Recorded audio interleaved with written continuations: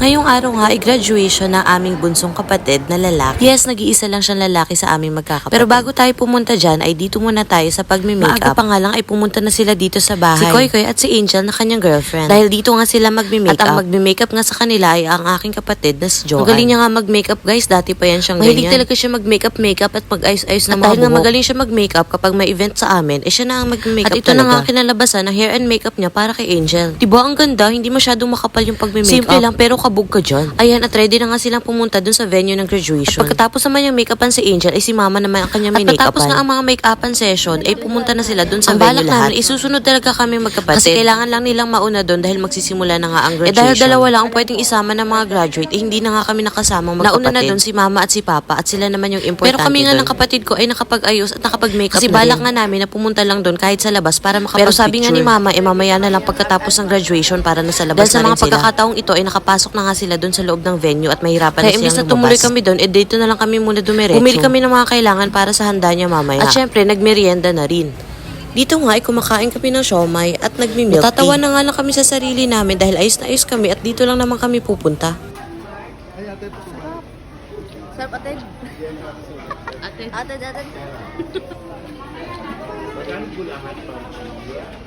Yung mga aurahan.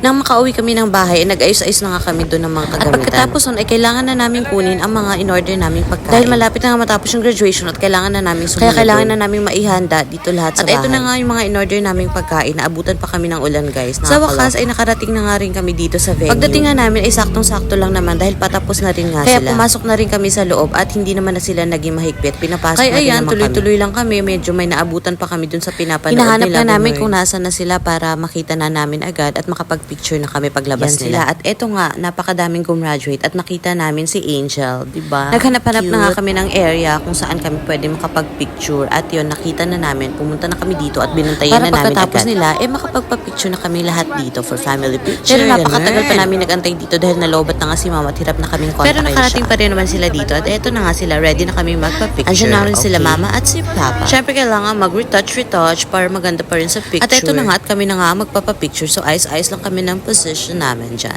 So, ganyan dapat ang position.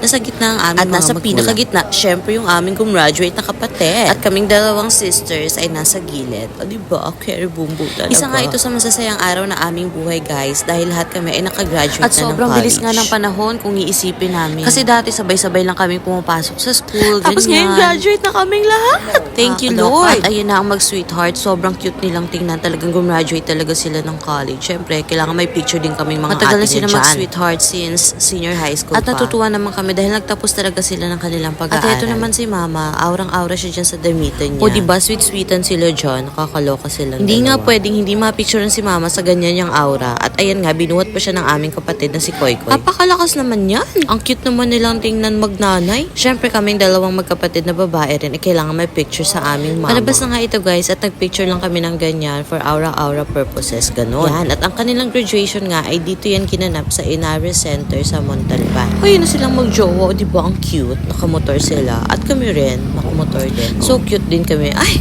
char lang. So ayun na nga, buti na lang at may Inari Center na dito sa Montalban. Hindi na malayo ang pinag-graduatean ng mga schools dito. At pag uwi nga ng bahay, syempre, nandun na ang kanyang celebration. Pinagsabay na nga lang kanyang graduation at birthday celebration dahil magkalapit lang naman.